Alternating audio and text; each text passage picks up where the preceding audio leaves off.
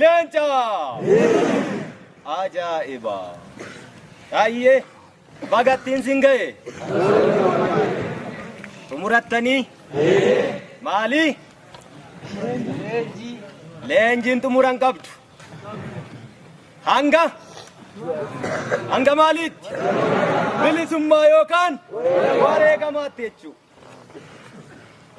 Waraanni bilisummaa Oromoo kan inni leenji'u mooraa leenjii seenee qofaa miti. Jireenyi isaa, sochiin isaa, lolli isaa hundiyyuu yeroo hundumaa leenjii qaba. Garanumatti siqa. Hin dhageessisaa duuba sanatti. Maayikii fayyadamuu? Maayikii dheeraan qaba. Ayyee. Egaa kaleessa qeerroo bilisummaa Oromootti turtanii har'a kaadhimamaa waraana bilisummaa Oromoo ta'uuf leenjii haga isin barbaachisu jalqabaa fudhattanii gara miseensa waraana bilisummaa Oromoo ta'uuf amma gaa guyyoota moo sa'aatii moo daqiiqaa moo sakandii lakkaa'utti jirtu. Ni beektu akka akkas ta'e ofitti amantuu.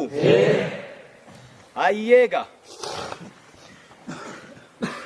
kanaan duraa leenjii bal'aa kennamaa ture ni beektu. Akkasumas Oromiyaa keessatti qeerroo bilisummaa Oromoo gaafa taatanis waraana bilisummaa Oromoo waliin lolaa turtanii yoo hin lolle ta'es qaama lolaa sanaa taatanii haga xurii qeencaallee taatu qabsoo bilisummaa Oromootti waa gumaachitanii turtanii har'a ammoo hidhattanii hidhannoo sammuu fi mudheeteen miseensa waraana bilisummaa Oromoo ta'uuf dirree leenjii waraana bilisummaa Oromootti argamtanii eebba guyyaa har'aa eebila 4 bara 2023 geessanii asumaanis silaagaa eebilli ji'a seenaa qabsoo bilisummaa Oromoo keessatti ji'a kabajamaa yaadannu isattiin dhufa. Amma yeroo leenjitanii xumurattanii gara miseensa waraana bilisummaa Oromoo taatanii jaarmiyaa waraanaatti dabalamtan isin warra ba'aa nurraa buusu qaawwa jirtu duuchu rakkoo jirtu furtu warra akkasii akka taatanittiin sin abdadha. Oromoonis akkasinitti kana guuttan ulaagaa kanaanis akka leenjitan waraanni bilisummaa Oromoo haala hamtuu keessatti kanaan dura leenji'ee lolee lolchiisee bakkoota hedduu bilisa baasaa ture. Sagantaadha qabna turre. Sagantaan sun bilisummaa haleellaa gaggeessinee lafa qabannee ittisnee irra turru hin turre. Namoota hin galleefis asumaan akka galuufiin barbaada. Sagantaan sun sagantaa humna waraanaa gahaa Oromiyaa bilisa baasuu danda'u ijaarrachuuf sanammoo hidhannoo gahaa ta'e itti hidhuuf diinarraa hiikuuf sagantaa saganteeffame ture jechuudha. Haleellaan guutummaa Oromiyaatti gaggeessinee raajii inni sirchi nurraa eegan yookaan kan faranjiin surprise jettu sichi nurraa eegani diina raasaa turre sana isa amma laaffatee mogoleen jalaa roqomaa jiru bakka qaama laafaasaa iddootti rukunnu sana hin geenye ga'uuf immoo hidhannoo mudhii sassaabaa turre sana wooboo isa har'a lakkoofsi isaa guddatetti hiineetu haleellaa sanatti deemuuf jirra. Achis ni geenya hin shakkinuu ni injifannaa jechuudha.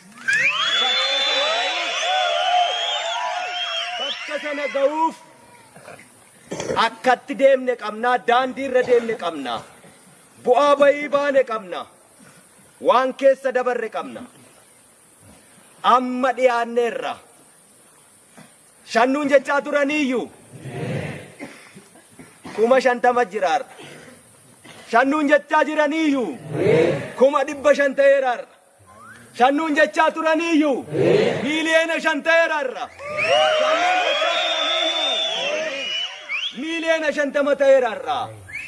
Oromoo hunda dhuunfateera. waraanni bilisummaa Oromoo har'a akka kaleessaa sana miti. Guutummaa Oromiyaa keessatti qophiimatti jirra. Qophii sana itti goonna.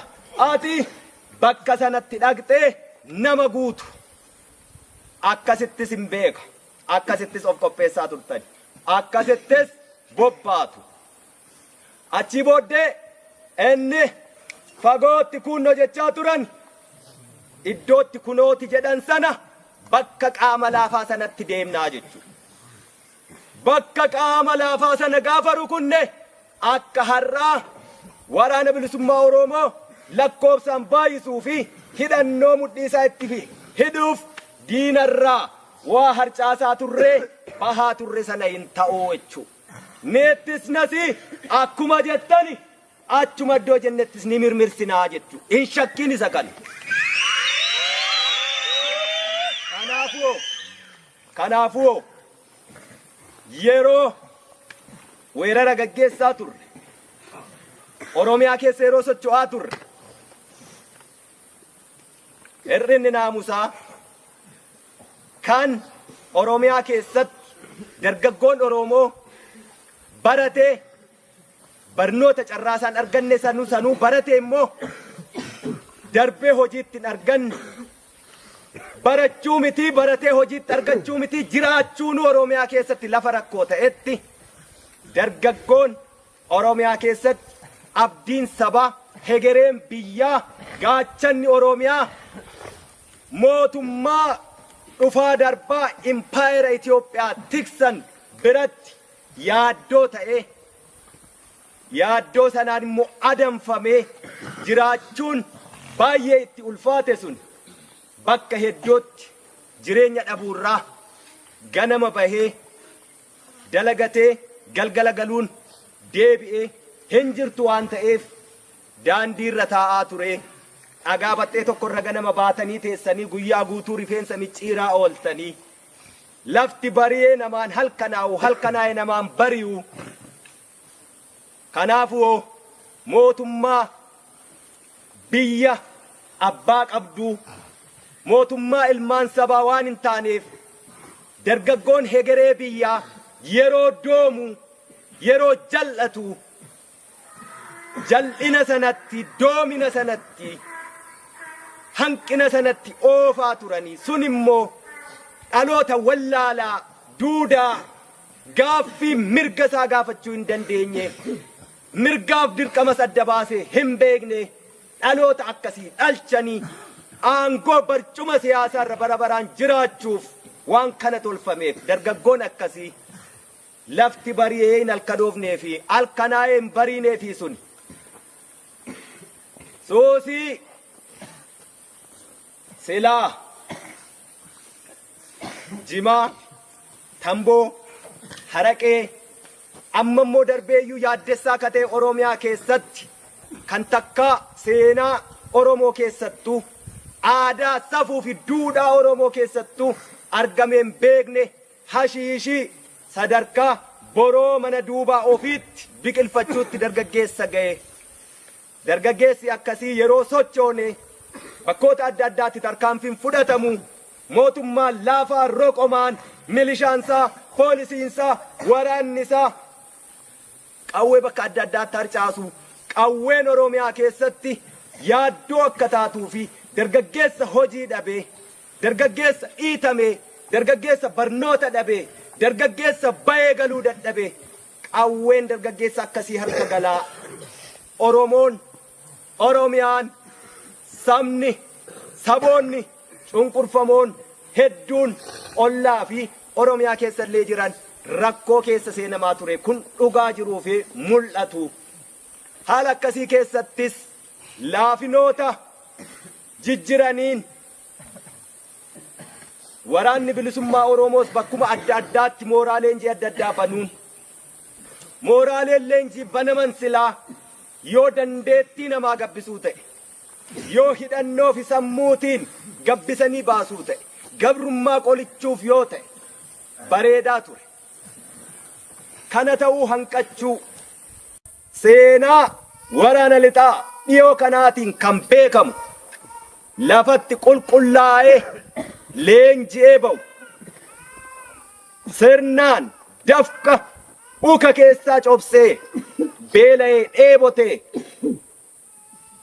gangalatee waraana akkasii akka kaleessaatti ka uummanni Oromoo dafqa keenya iyyuu akka shittootti jaalatu waraana bilisummaa Oromoo kaleessaa sana deebisna. Sirna dhablummaa, gadummaa, ayyaalaallattummaa, hantuuta, gumbii uru, dabeessa haadhaaf abbaa isaa irratti gootaa isa akkasii sana qulqulleessaadha deemna. Isin warra akkasiiti.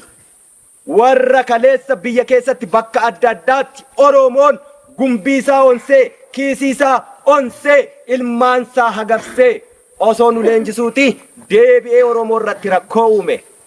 Isa akkasii ni qulqulleessina. Rirma dhaaba keessaa, ayyaalaallattummaa, sirna dhablummaa garree bira hin dabarru. Qabsoon bilisummaa Oromoo har'a booddee kaleessaas jalqabee akka isa darbee akka barteen hin adeemu. Akka barteen deemuu hin danda'u. Har'a Oromoon qaaniin gabrummaa isheen keessa jirtu waggaa gaafa 1860moota 70moota keessaa ka'ee koloniin tokko jedhee ilmaan Oromoo walloo irraa eegalee hanga 19 Boorana irratti xumuratee dhaabbatuutti kaasee har'a hanga bara 2023 keessa jirruutti waggaa 160moonni darbani gabrummaan nuti kana keessa turre baay'ee ulfaataa qaanessa. Kana keessaa ba'uuf hurursuu, sossobuu, harka irra dibanii darbuu, osoo malaasiin hooquu sanaan galma hin ga'u. Kanaafiyyuu sirni dhablummaa akkasii nu keessaa ni buqqaa. Bakka hin qabaatu. Ulee seeraatu jira. Uleen seeraa aangoo miti. Uleen seeraa guddummaa, furdummaa, gabaabummaa, dheerummaa, qallummaa miti. Uleen seeraa daa'imayyuu yoo ta'e itti kenname qajeelfama, kaayyoo fi akeeka tokkittii qabnu baanee fi sana jaarmiyaa tokkittii kaleessa jaallan kan akka Jaalelee Qilxuufaa har'a nuti as teenyee qawween balbala keenya jirtu Oromoon inni kaleessa gurra qabatee namatti iyyu har'a dura namaa tarkaanfatee wareegamu osoon jiraatiinu. Warri kaleessa baargama ce'anii qawwee barbaacha Oromoof, warri kaleessa qawwee barbaacha Oromoof Sumaalee dhaqani sabummaallee akka jijjiirratan taasifamani. Qawwee barbaachaaf Oromoo taanee Oromoof manaa baanee qawweef jecha Sumaalee taanee manatti hin deebinu warri jedhe. Warri kaleessa amantii kutaa gandaan lagaan gargar hin baanu jedhee shinniigaatti waliin awwaalame. Har'a silaa isaan guyyaa sana hin darbani. Wareegamni isaanii gaafasi. Osoo garuu guyyaa sana waan sana sharafanii irbuu Oromummaa sana sharafaniiru ta'ee isaan gootan turre. Arrabsamaa jiraatu turani. Baga wareegaman isaan. Nutu garuu har'a wareegama isaan kaleessatti wareegaman sana faajjii isaanii guca isaan qabsiisani. Ittiin qoosaa jirra, ittiin qoosuu hin qabnu. Sabni har'a laafaan abbaan fedhe boossisu. Sabni gandaan ijaarrachuun salphaa ta'e, sabni amantii kutaan ijaarrachuu lagaan ijaarrachuun gartuun ijaarrachuun salphaa ta'e addunyaa kanarraa yoo jiraate saba Oromoo qofa. Sabni akka sabaatti uwwedhee waliin ka'ee hin lolle. Yoo lolammee guduunfachuu hin dandeenye. Yoo jiraate har'a Oromoo qofa nama qaanessa. Akka amma jirru kanatti akka amma hojjechaa jirrutti iyyuu galman ga'u dachaa kuma dabaluu nu gaafata. Kanaaf isin yeroo asii baatanii sochootan malee ka ta'uu isin gaafata. Saba keessaniif, diina keessaniif immoo nama garaa laafne gara mureessa summii ta'uu sin gaafata. Yoo akkas ta'e malee diinaa gaditti hojjenne diinaa walqixa yoo hojjenne galma hin geenyu. Diina injifachuu ka dandeenyu yoo isaa ol taane qofa. Dadhabbiin irra dadhabamu, beelli irra beelahamu, dheebuun irraa aduun irraa dhokkeen irra keessa gangalattani. Inni kun boru dirree lolaa irratti dhiiga dhangala'u hanqisa. Hin dadhabinaa. Boru sinii gala. Har'a adeemnee bakka geenye qabna. Bakka geenyerraa hanga nu hafuu jira. Hanga nu hafu kan ammoo isa raasne sana hundeen buqqaasuu qabna. Hundeen buqqaasuuf yeroo jennu immoo barii jala dukkanni akka malee hammaata. Yeroo barii jala dukkanni akka malee hammaatu akka ammas hin jirtan kana saba keessan duratti akka kaleessa gochaa turre sanatti ta'uu dhiisee didee bakka kaleessa irraa kaanetti deebinee gammoojjii Oromiyaa keessatti deebinee qabsoo leenjii akka kaleessaa waraanni bilisummaa Oromoo iddooma kaleessaa jira. Bakkuma ga'eera. Leenjiin garuu akka kanaa ta'uuti qaba. Jabaaf laafaa isa dhugaaf haqaaf dhaabbate isa immoo haala yeroo ilaalee nutti dabalame kan adda baafannu bakka akkasii kanatti. Oromoo yeroo hundumaa waan laaftuu barbaada. Namni tola bilisummaa argate hin jiru addunyaa kanarratti. Bu'aa bayii kana, jabina kana, gaara dhiibuu kana yoo dandeenye qofaadha. Mootummoota abbootii irree, mootota habashootaa si'a 13 yaalanii 13ffaa irratti Minilikiin galma gahanii achii booddee immoo walharkaa fuudhaa Oromoo bulchani hanga warra har'a dhiiga Oromoo maqaa dhahatee gadi galoo sanyii isaallee himachuu hin dandeenye iddoo irraa dhufellee hin beekne warra kaleessa Haayile Sillaaseen fa'aa Miniliffaa ilmaan wal keessa diqaalessanii hegeree Oromiyaa ittiin cabsan tolfatani warra akkasii impaayeritti har'arlee warra eegani goobanaan kaleessa Minilik waliin duulli inni Oromoo irratti gaggeesse Minilik lubbuun jira nama jiru waliin har'a garuu mootummaan maqaa Oromoo dhahatee masaraa mootummaa keessa jiru nama lubbuu qabu waliin miti ekeraa waliin Oromoo bulchuu barbaadaa jechuudha. Oromoo kun ni ta'a hin ta'u ta'uufis hin jiru. Itti dhumanna hin baqannu harkaan laannu hin jilbeeffannu ni mo'anna mooti. Xumurri isaa injifannootiin goolabama. Haala akkasii dukkana barii jalaa kana dameen mukaa tokko yoo fottoqe baalli yoo irraa harca'e hanga mukti sun hiddisaa hin buqqa'initti lafa keessa fageeffatee albuuda lafa keessaa biyyee keessaa fi bishaan argatutti mukichi yoomiyyuu rakkoon qabaatu ABO'n WBO'n yoomiyyuu hiddisaa lafa keessa jira hin buqqa'u gadheen ayyaan laallattuun kan olola jaalabaluu jedhan dabeessi loleen lolchiisne hantuuti sila jedhe gumbii uru dabeessa haadhaaf abbaa irratti goota warri akkasii immoo baalli nutti harca'anii jira jedhu.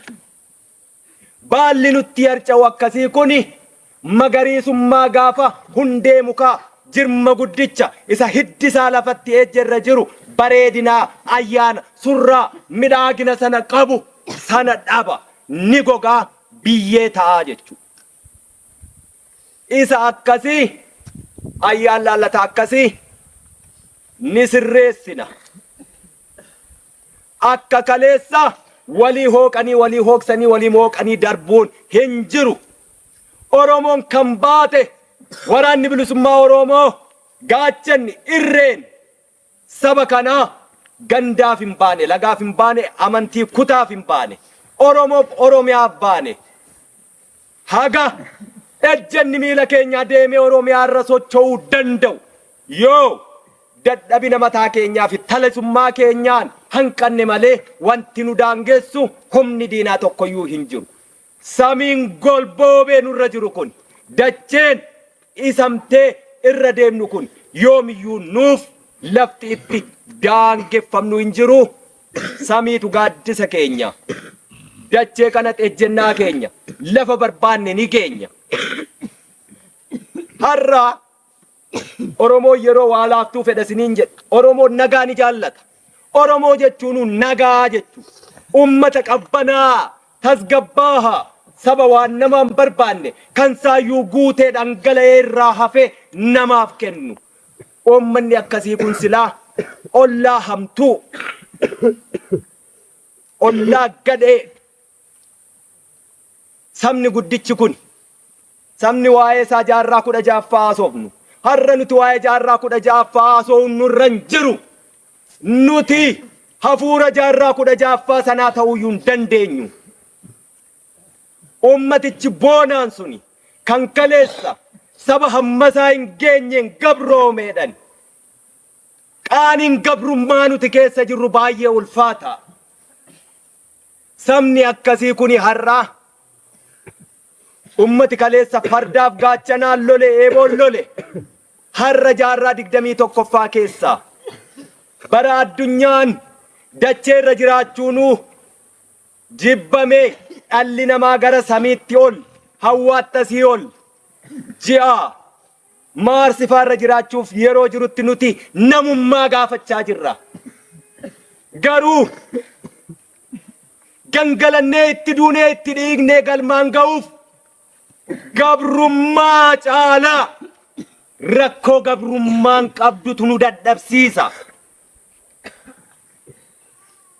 Isa kana gabrummaa didee manaa bahee, roorroo jibbee manaa bahee itti haddooftee edda akka leencaa baroodee dirree qabsoo waraana bilisummaa Oromootti dabalamee gabrummaa caalaa immoo beelaan dheebuun itti haddooftee kan deebi'ee harka raasee galu qawwee dhiigaaf lafeen hiikanii itti hidhanillee lafa nagaa irratti diinatti kennu har'as inuma jira.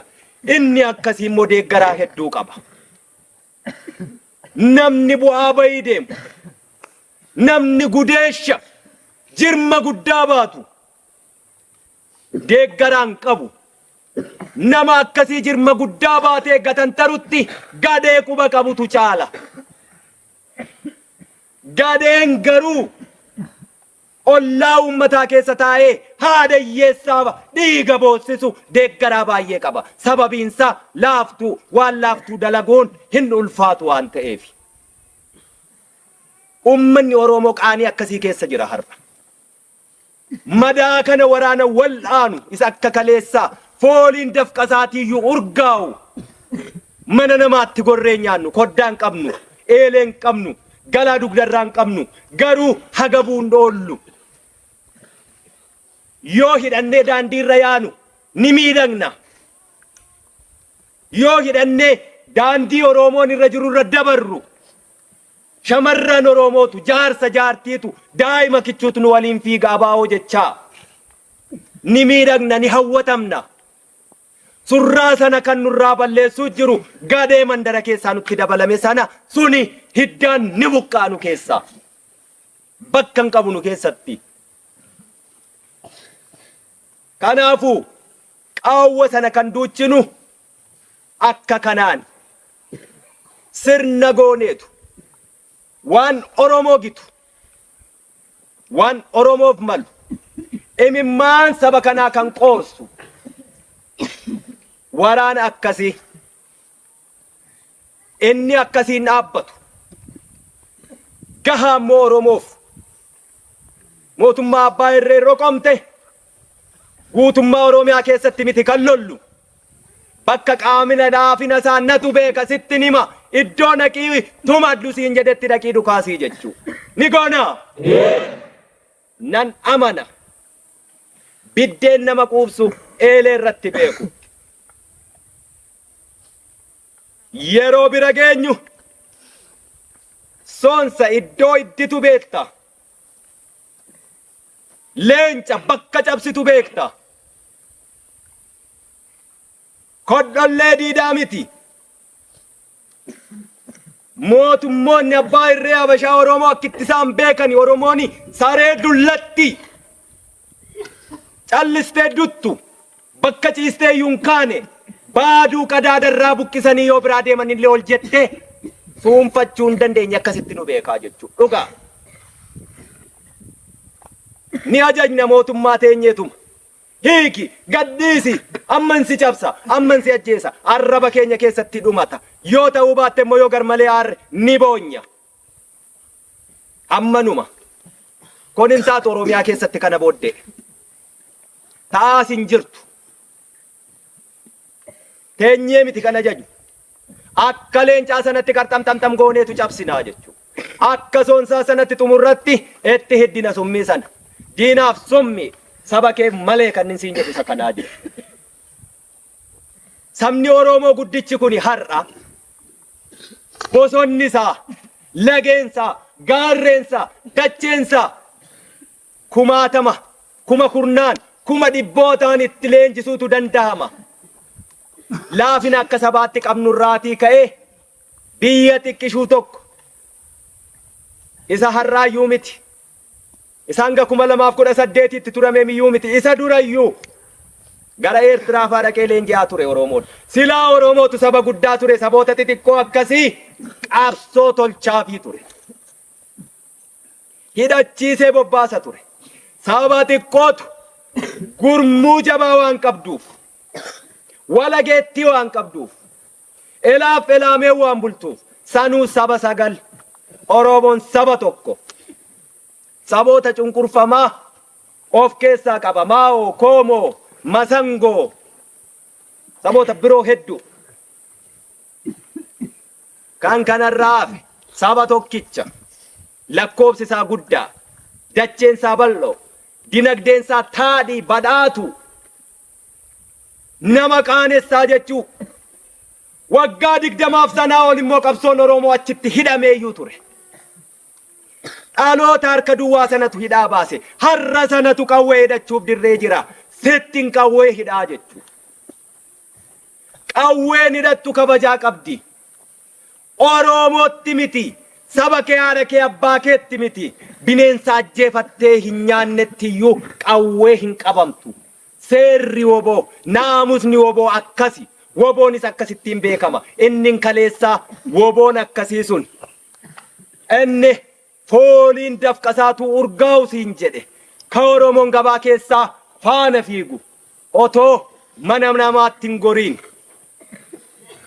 Inni muuziin, burtukaan, maangoon, avokaadoon, shankoorri osoo karaa deemtu daandii irratti sii kennanii quuftee deemtu suni.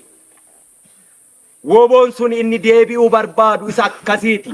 Isa kana inni hiddisaa lafa keessa jiru.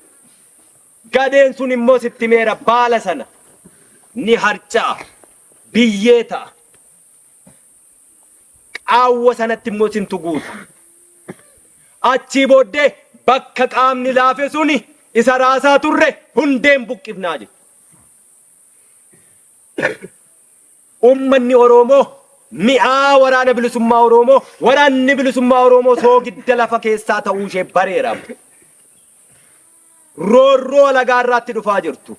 Kaleessa machaa'ee hundumtiyyuu mirqaanee yeroo dhiichisetti dibbeedhaanetti ilmaan abbaa gadaa yeroo hidhetti har'a garuu waggoota hanga gabrummaa minilikiin dhuftee milkoofte hanga har'a gaafa TPLF turteetti ajjeechaan ture hanga waggoota 5 ammaatti yoo wal bira qabanii ilaalan walittuun dhiyaatu.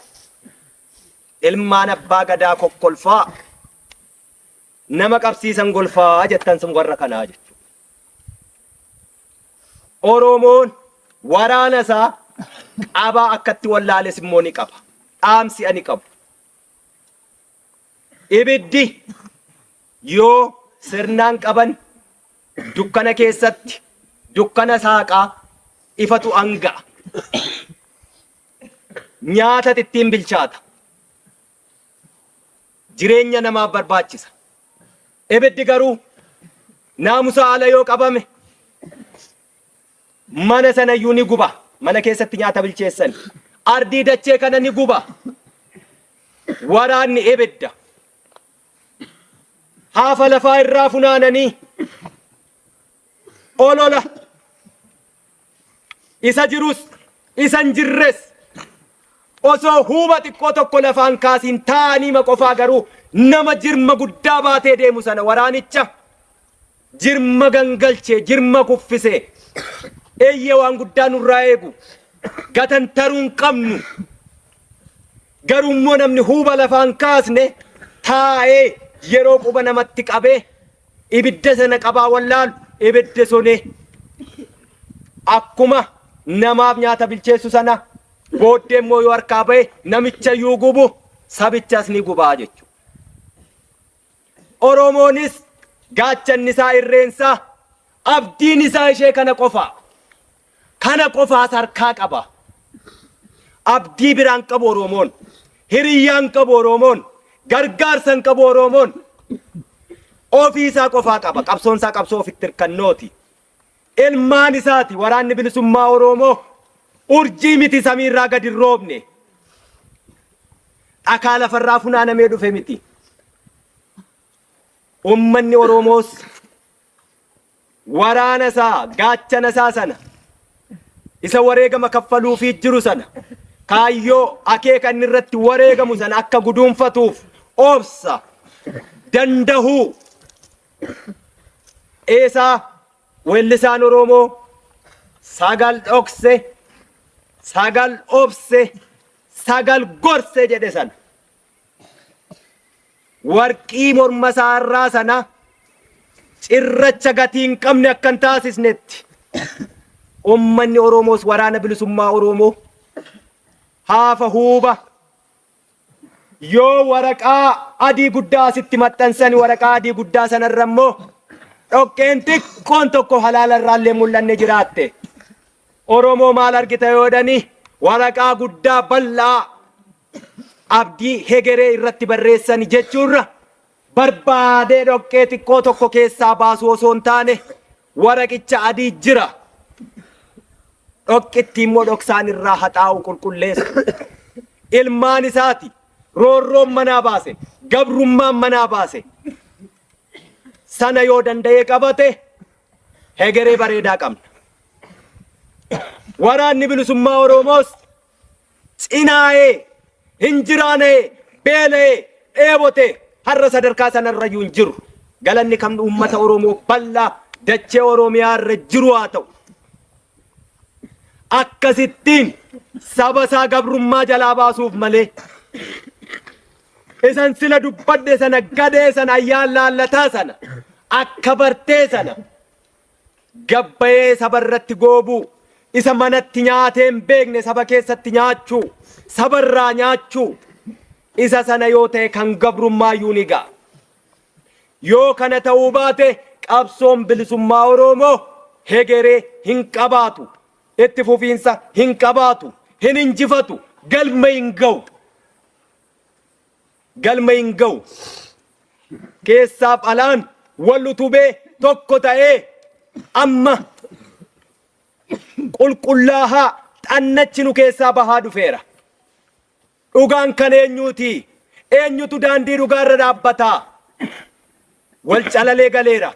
Kana booddee Oromoon inni jiru iddoo jirurraa alas haa ta'u keessa qabsoo ABO bongodhu waraana bilisummaa Oromoo jalatti hiriiree bakka qaama laafaa sana tumachuuf ofaa qopheessu.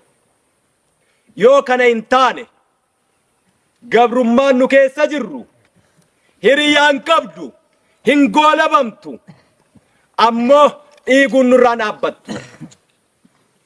Dhiiguuf immoo Oromoon kaleessa bara mootummoota gabroonfataa warra Oromoo cunqursee irraa kaasee namaaf du'aa ture.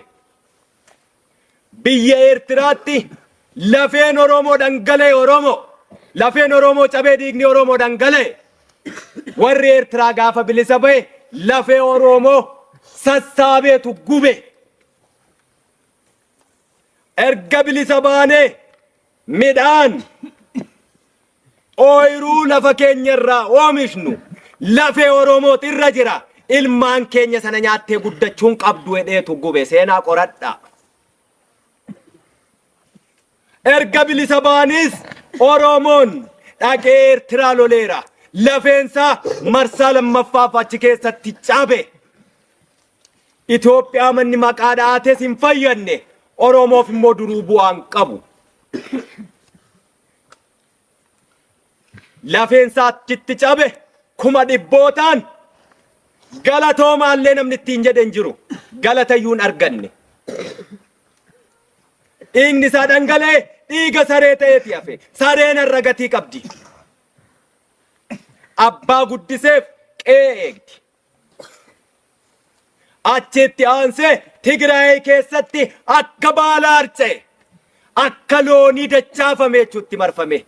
Oromoo sun nutti kolfame. Abiyyachaa geessu malee kan dhaqeechitti dhumate Oromoo. Oromummaa waliin qabna. Dhiqannee keessaan baanu. Oromoo. Har'a jaallattanis jibbitanis Tigraay boru inuma biyya taati. Beekusaa waan hojjetan. Inuma biyya taati. Akkuma Eertiraa lafee Oromoo achi keessaa guuranii ni gubu bor arguuf teessanii yoo lubbuun jiraan. Lubbuun hin jirrutti wareegamna yoo teessi aloonni hafe ni arga bor. Itti aansee har'a immoo dibbee biraatu dhaanamaa jira. Akkasuma akkasitti dhiigni Oromoo dhangala'ee galaana ta'ee silaa sabni Oromoo daakee lafeensaa riqicha ta'ee silaa sabni Oromoo irra ce'ee gara rarraga bilisummaa Oromootti taakkuu tokkollee tarkaanfachuufi Oromoof hin duune. Har'a dibbee biraa dhaanama. Warri kaleessa waliin ta'ee duula dhaqe walitti duuluuf jira. Oromootu achitti duuluuf jira borus. Galatan qabu achiis inuma fixata. Hinuma dhumatas. Ilmaan Oromoo waraana mootummaa keessa jirtan. Keessumaa marsaan kun kan ittiin beekamu baay'inaan waraana mootummaa keessaa qomni kiyya arraba qawwee saba kiyyatti garagalcheen nu kaasu gara diina kiyyaattan garagalcha jedhee warra dhufe baay'ata. Esen xurii qabsoo kaleessaa dhiqadhaa. Woboon bishaan sana sinii buuseera. Warri haftan woboo beektu. Ilmaan Oromoo, ilmaan saba biraa cunqurfamoo gara waraana bilisummaa Oromootti koottaa. Waraana mootummaa keessatti har'a nyaattanii dhuguunuu isinitti ulfaateera. Tokko tokkoon badaa qabamtanii lafa haatiif abbaan keessan sinin argine lafa immoo nama akka jaalaatti hin qabdani kaayyoon qabdani jireenyaaf dhaqxani maallaqaaf dhaqxani jaala akkasiitu achitti kufeedhee nama seenaa isinii himuu hin qabdani akkasittiin du'a hin taane hin du'ina seenaa garagalchaa laala wal jalaan dhumataa Oromoof isin taane warruma duutaniifuu galatan qabdani sirbanii sin sirbisiisanii si onnachiisaniitu abiddatti si oofani keessaa deebi'a. Waraanni bilisummaa Oromoo obboleeyyan keessani hin sodaatinaa itti koottaa. Qawwee keessan hidhannoo keessan saba keessaniif Oromiyaaf sabaaf sablammiin har'a Itoophiyaa keessa jiru hundi wal ta'ee wal dhaga'ee qawwee kaasee dilbata deengaddaa warri Amaaraa biyya isaanii keessatti hiriira ba'an humni addaa isaanii rasaasa miti ulee tokkoon nama tokkotti hin buune. Oromiyaa keessatti Oromooni har'a du'a gadhee du'aa jira. otoo hiriira bayaa dachee abbaa gadaa sirna gadaa sakaleessaa san ka addunyaanuu nurraa dhaalte dimokiraasii walqixxummaa bilisummaa dagaagina tokkummaa oromiyaa akkasiiti barbaanna sanaaf kan qabsoo gaggeessuu jirru sanaaf kan lafee cabnus dhiigni keenya dhangala'us lubbuun keenya ba'us cidha keenya akka ta'etti kan gammadaa wareegamnu as deebi'a du'a taane hin du'ina ummanni oromoo har'a afaan faajjii deemaa jiru araara oromoo yoomuu nagaa yoo eebbisus yoo ka'us yoo galus yoo ba'us yeroo hundumaa oromoo nagaa dubbata hayyuunsaa nagaa dubbata jaarsisaa nagaa dubbata har'a nagaan yoo qabsoo bilisummaa oromoo dhiiga kaleessatti dhangalaafnee fi lafee kaleessatti cabsinee fi lubbuu kaleessa itti dhabne hin sharafu ta'e gaaffii oromoon gaafate guutummaa guutuutti ni deebise yoo ta'e araara dhiiga namaa dhangalaasuun qabu oromooni waraanni bilisummaa oromoosi ilma oromoo intala oromooti gadameessa oromoo irraati gudeeda oromoo irraati dhufe ilmaan oromooti nagaa ni jaallanna nagaaf yoomuu balballi keenya cufaa ta'ee hin beeku harka micciiramuu garuu yoomuu hin fudhannees hin beeknu kaleessas nagaatun turre araaratun turre nagichi eertiraatti nagaan turre kanaafuu irraa hafne gaabbiin qabnu daandii oromoof soqamuu malu soqneerra xurree ilmi oromoo intalli oromoo sabni oromoo irra dhangala'uu danda'uuf hegere oromoo ijaaruu danda'u tolchineerra otuma 5 jedhamnu 50 jedhamnu kumaatamaan oromiyaa guutuu keessatti dhangalaaneerra otuma qawwee cabduu jedhanii hanga nu ga'u sana hidhanneerra deennes firris ni beeka waan oromiyaa keessaa gumgumu sana haala akkamii keessatti iyyuummoo leenjiin keenyas hin dhaabbatu ijoollee qaqqaalii gammoojjiin oromiyaa waan tufuu qabdu tufaa jirti waan biqilchuu qabdu biqilchaa jirti boris ni biqilchiti hin dhaabbatu kanaafuu nagaanarra ololamaa jiru kaleessa sagantaa siyaasaa iyyuu hin qabanii shiftaa har'a sun abiyyi biran jiru maal jennaan sagantaa siyaasaa keenyaa beeka hin dubbatu sagantaa siyaasaa keenyaa beeka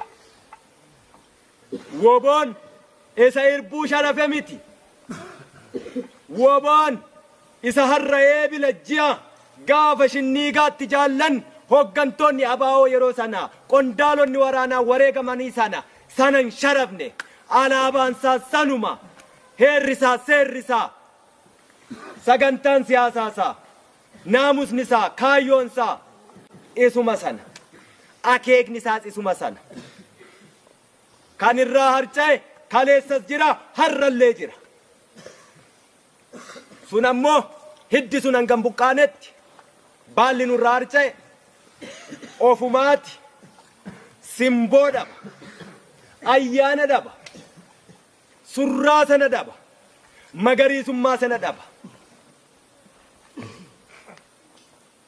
inni iyyuu faayidaa qaba inni har'a nu keessaa hantuuta gumbii uru ta'ee maqaamaa farra sooshaal miidiyaa jettantu jira baay'ee rifeensi jira hidhannoon jira uffanni jira qawween jira suuraa of maxxanse achirratti ol baase jaala baluukoo itti afarsituu jira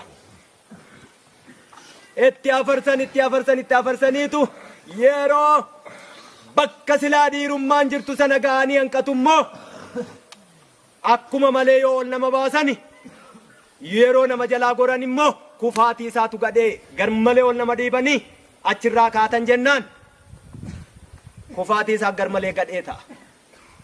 Warra akkasii jira. Warra akkasii har'a tokkummaa qabsaa'otaa jaalala jaallummaa waraana bilisummaa Oromoo hin sharafu. Xannachuma yoomuu foon ta'uu hin danda'u ni cita. Hidda malee immoo xannachi yoomiyyuu hin eegu. Har'a araara jennee waraana bilisummaa Oromoo faffaca'aa bittinnaahaa kaayyoo hin qabne akeeka hin qabne hoggansa hin qabne kallattii meeqaan quunnamuu yaallee marsaa 10 quunnamuu yaallee tokko achiin yaada ciccitaa yaada adda addaa fidee nutti dhufaa jedha gadheen. Arrabni hin duutu. Waraanni bilisummaa Oromoo waan barbaade haa ta'u rakkoon keessaa rakkoo keessa isaati. Hanga dirree jirutti naamusa kamuu haa qabaatu. Mootummaa gabroonfattuu impaayera Itoophiyaa ijaarte har'ammoo tiksaa jirtu araara kadhateen beeku na amanaa. Araara kadhateen beeku. Namni tokkoyyuu nin beeka. Jaallan iddoo kamuu haa jiraatan. Kan facaanee jirru nu dhagaa miti. Iddoo tokko hin teenyu nu waboo. Urjii. Oromiyaan bal'oo. Faca'iinsi keenya akkasi. Hanga fa'uu hanga barbaade rakkoon kamuu jiraattu. Impaayera Itoophiyaa yaada ciccitaa adda addaa qabannee mootummaa gadi galoo irraa kana hin kadhanne eenyuyyuu jechuudha. Kun dhugaa jirtu. Warri ololu maqaa araaraan nu cabsee bareera. Nagaa waan jaallannuuf. Hoggantoota keenya cabsee harkatti galfateera. Hidheera, darareera. Har'ammoo haftee hambaa daa'ima abbootii ishee irraa qabsoo fudhattee kuftee kuffisaa jirtu kana qawween injifachuu hin danda'u. Yoo danda'e ololaan akka sangoota burree sana gargar diddiigee injifachuuf Oromoo akkasitti cabsee bare waan ta'eef hin danda'amu har'a sun. Rakkoon keessa keenyaa naamusumaa fi seera woboon qabuun keessa keenyatti sirrata. Kanaan ala woboon kamuu eessayyuu jiru namni kamuu kadhaa mootummaa kana dhaqee hin jiru. Mootummaan kun garuu nu kadhateera. Nu kadhateera. Sanaaf immoo akka dhaaba jaarmiyaa hoggansa tokkoon taliigamu naamusa qabu saba bakka bu'eetti deebbiitti laanneerra. Deebbiin itti laanne nagaan yoo wanti Oromoon barbaaddu akka barbaaddutti barcuma nagaarra taa'anii waliin dubbatanii ni furama ta'e sana furuuf nu qophii. Balballi keenya yoomuu bana sanatti deebbii laanneerra. Mootummichi nu kadhate rakkoon Oromoo keessaa akka rakkoo gama Tigraay hin laaffattuufi. Kanaaf bakka nuti argamne warri qaama sadaffaa jechaa ture argametti hin argamne. Kanaafuu nagaanis ni injifanna, lolaanis ni injifanna. Bakka sanatti hin argamne. Borus yoo jiraate hin sodaannu nuti. Haqa san harkaa qabna. Isaaniif aangoo barcuma siyaasaa dachee Oromiyaa Oromoof dabarsanii kennuun hadhoof kokkee kana gadi hin buutuufi. Rakkoon gama Tigraay achi bahaa. rakkoo security'ti. Rakkoon Oromiyaa keessa jirtu handhuura biyyittii impaayeriittiiti. Marrummaantu diigamuuf taa'a. Nagaan furamuunsaa ni ulfaata bakka haqnii fi dhugaan jirutti. Sossobbaa dabsaa fi jallinaan immoo gali. Tiksee loonii miti waraanni bilisummaa Oromoo. Ba'uuf heeyyama nama hin gaafatu. Galuufis heeyyama nama gaafatu hin qabu. Irree isaatu isa baasee irree isaatu isa gashe. Warri seenaan beekne, warri dhugaan beekne, gariin wallaalaan keenya, gariin nagaan haa bu'uuf, gariin immoo kan beekamu malee kan beekumsa hin qabne. Warri akkasii immoo kallattiitiin nagaa buusuuf tattaaffii taasisa. Nagaa buusuuf tattaaffii taasisuu isaaniif galata qabu. Nagaan garuu akkatti bu'u hin beekanii sana woboofaa dhiisan.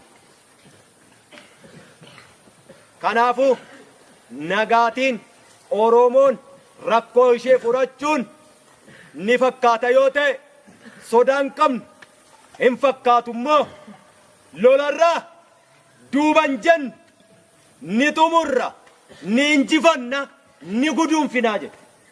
Kun haqa. Hanga jennu keenya irraa seessuun hin jiru. Kodhollee miti siin jedheera. Leencuma olol usussiin gumgummiin hamiin homaa deemsa keenya taakkuu tokko duuban deebisu. Ololli hin jiru taanaan hojii hojjechaa hin jirruu jechuu. Nama qimmiidhaan jirruu jechuu sirriitti ololli hin jiru taanaan. Dhiigan ba'u taanaan hojiitu hin jiruu jechuu. Irribaa kaanee yoo of gaafachuu qabna. Tirarraas haa ta'u diinarraa. Ololli hin jiru taanaan hojiitu hin jiruu jechuu. Kanaaf ololli kamuu haala kamiinuu facaatii kamiyyuu hin fidu waraana bilisummaa Oromoo keessatti. Beeka waraanni bilisummaa Oromoo hanguma umurii isaa xiqqoo kanatti daa'imni irraa abbootii isaa irraa qawwees qabsoos hidhannoos siyaasichas hundumaa dhaale kun yerooma waggoota xiqqoo tokko dura waan isa mudatte beeka. Dhaloonni suni hedduun isaa dacha'ee as keessa jira. Hedduun isaa gaabbee bakka dhaqu dhabee rakkoo hamtuu keessa jira. Laman suufamuu dhaloonni kun harka kennachuunuu gamtaa feeti. Dachaanii galuunuu dubbachuu feeti. Ol deebi'aan sunuu tokkummaa feeti. Harka kennatteeyyuu waan harka kennatteefi kabachiisachuufu wal ta'uu gaafata. Kanaaf waraanni bilisummaa Oromoo hangamuu eessattuyyuu bakka kamuu haa jiraatu, akka kamiinuu haa jiraatu, naamusa kamiyyuu haa qabaatu. Oromoo wanni inni hanga ammaa waraana bilisummaa Oromoo haati Oromoo gadameessatti deebistee baattattee deemaa jirtuu fi mi'aasaa beekti. Abbaan Oromoo har'a gumbiidhoo onse maasiinsaa gabuu bulee lafti onee facaafachuu dadhabe manni isaa irraa gubate har'allee waraana bilisummaa Oromootti rarra'ee waan jiruufi beeka. Kanaafiyyuu lolli dhaabbanne silan sinittime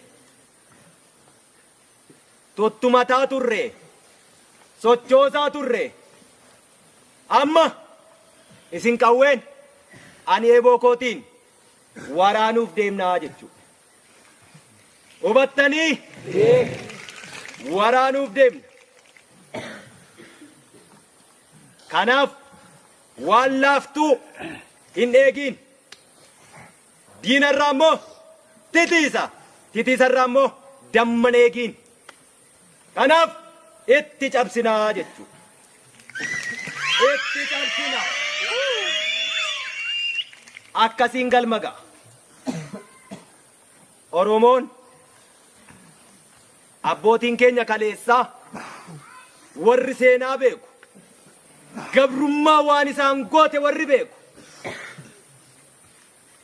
qawwee kaasuu miti tabba yookaan tulluutti ol baanee waltaanee yoo fincoofne fincaan keenya iyyuu diina keenya galaanatti naqaa jechaa ture. Har'as boo'ichi akka ga'u dhangala'uun dhiigaa akka ga'u cabuun lafee akka ga'u ba'uun lubbuu akka ga'u salphinni akka ga'u hidhamuun dararamuun sinsilaa waan irraa haasaan iyyuu miti amma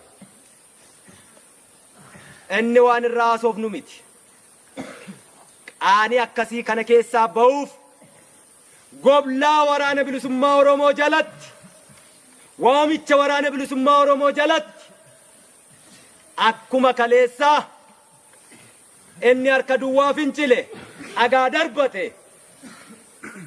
dhagaa burtukaana buusuu jedhanii inni itti qoosanii mootummaa addunyaa nu hiriyyaa tolfattee dinagdee itti dhangalaastee gargaarsa itti dhangalaastee meeshaa barri qabu hidhachiisteeyyuu akka dhagaatti walirraa gadi konkolaachise har'ammoo sun dirree jira dhaloonni qeettafe Oromoon waan qabduun of qopheessi waggaa 160 dararamne guyyaa miti sa'aatii 160 nutti hin fudhatu yoo akka kaleessa TPLF'n goonetti deebina ta'e sanaaf qophaa'ee qophiin sun waraanni bilisummaa Oromoo shamarran Oromoo ishee kaleessa illolte mollolte maaliin kilaashii boojite akkas jirti har'as dargaggoon Oromoo inni diina keessa jirus namni namummaansaa bakka dhaabbatuun miti kan inni ibsamu iddoo hojjetuun miti kan inni ibsamu waan inni hojjetuun diina keessa taa'ee miciraan Oromoo garaa Oromoo kan qabu jira asuma nu keessa taa'ee gadeenis jira warri akka Mustafaa Huseen har'as jira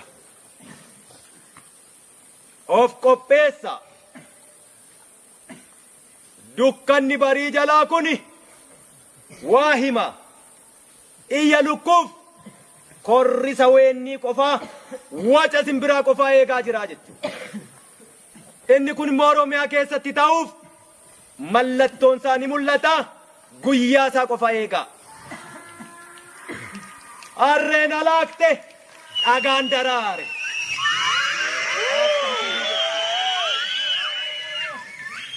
Ni milkoofna dhaga qabna ni injifanna dadhabbii qabna karaa dheeraa deemtu sinitti hime warqii sana taa Oromoo isa kaleessa isin beeku isa kaleessa reebnee ofirraa deebisnee dadhabnu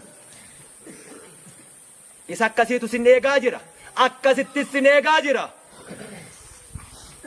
Urii gadheen nutti dibe nurraa haqa sansakkaa fi naamusa woboon cuuphamaa turtani kudhaan madhaa ittiin baha Oromiyaa keessatti ifa urjiitaa angaa mul'adha.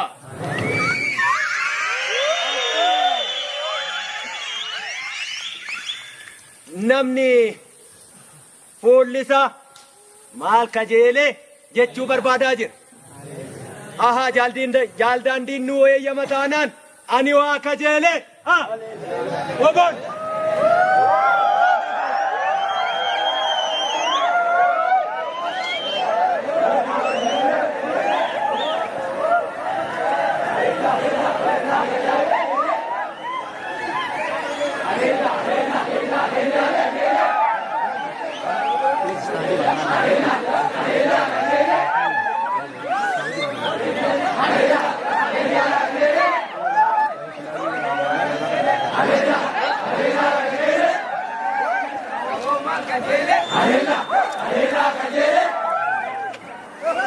Areena